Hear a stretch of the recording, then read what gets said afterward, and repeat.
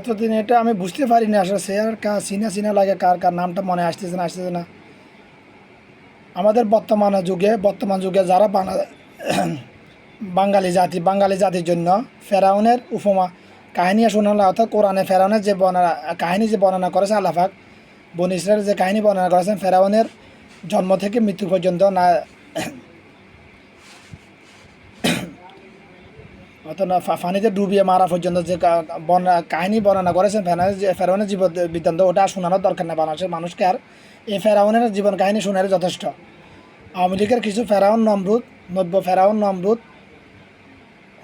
আবু জাহেল, উতবা, সাইবা, মুগিরা, এদের চরিত্র যাদের মধ্যে ছিল, আওয়ামী লীগের কিছু নাস্তিকদের মধ্যে ওদের বর্ণনা দিলে দেখালে যথেষ্ট। ওদের জীবন বৃত্তান্ত বাঙালি জাতিকে শোনালে যথেষ্ট। ফেরাউনের কাহিনী আর ওয়াজ মাহফিলে শোনানোর কোনো প্রয়োজন নয় বাঙালি জাতির জন্য। আল্লাহর কসম করে বলতেছি, আল্লাহ ফেরাউনের কাহিনী কোরআনে এই জন্য উল্লেখ করেছেন আদম সন্তানকে সতর্ক করার জন্য, যে তোরা যদি এরকম করো তোদের এই অবস্থা হবে, তোদের উপরে এই গজব হবে, আমি ছাড় দেবো কিন্তু আমি বারবার ছাড় দেবো তোদেরকে সতর্ক করবো, কিন্তু ছেড়ে দেবো না। কেন ছাড় দেবো বারবার? যদি আমি কেন ছাড়বো?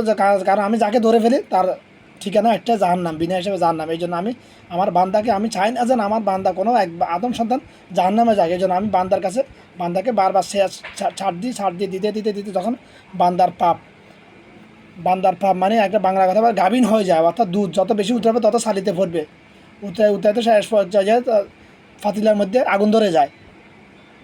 এই আদম সন্তানগুলোর মধ্যে যখন উঠাইতে ইসলাম বিরোধী কর্ম নাস্তিকবাদী করতে ধর্মান্ধ হইতে যখন সীমা অতিক্রম তখন আল্লাহ যাকে ধরে তার হিসাব ছিল জাহান্নাম। তাদেরকে ফেরাউনের একেবারে হুবহু ফেরাউনের মতো বাঙালি জাতির জন্য এর জীবন বৃত্তান্তটা বয়ন করে যথেষ্ট। মানুষের যত ধর্মবেশী আলেম আছে তোদের কাছে অনুরোধ, তোরা আগামীতে ফেরাউনের কাহিনী আর বলার দরকার নাই। আমি আল্লাহর কসম করে বলতেছি, আর দরকার নাই, শুধু এতের কাহিনী শুনাইলে হবে যথেষ্ট বাস বাঙালি জাতিকে। আরও আছে কয়েক যে আরও নমরুদ আছে, আবু জাহেল, উতবা, সাইবা, মুগিরা অনেকগুলো আছে বাংলাদেশে। ওদের চরিত্রের সাথে মিল যাদের আর কি, ওদের কাহিনী শুনাইলে হবে ওদের কী অবস্থা হইতে চায়। যে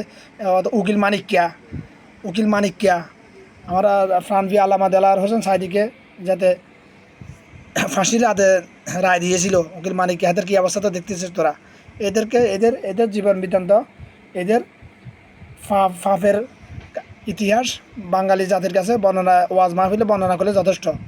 ফেরাউনের কাহিনী আর দরকার নেই, মুখস্থ করার দরকার নেই, আর এত কষ্ট করে কোরআন সূরা বাকারা শিখার দরকার নেই। কারণ কোরআন মাজিদে বেশিরভাগ মুসা আলাইহিস সালামের ঘটনা উল্লেখ করা হয়েছে।